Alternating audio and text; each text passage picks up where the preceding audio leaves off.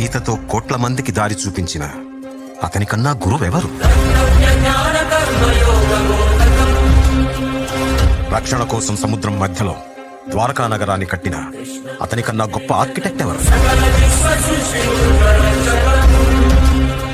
చూపుతోనే మనసులోని మాట చెప్పే అతనికన్నా గొప్ప సైకాలజిస్ట్ ఎవరు?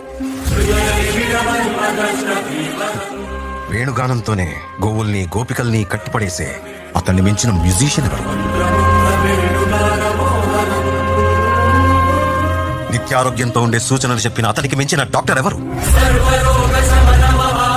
ధర్మం కోసం యుద్ధం చేయమని చెప్పిన అతని మించిన వీరుడెవరు? కరువు కష్టం తెలియకుండా చూసుకున్న అతన్ని మించిన రాజెవరు? హోమయాగాలతో వర్షం తెప్పించిన అతనికన్నా ప్రకృతిని అర్థం చేసుకున్న క్లైమటాలజిస్ట్ ఎవరు? అన్కంట్రోలబుల్ ఆర్పిఎం తో తిరిగే సుదర్శన చక్రాన్ని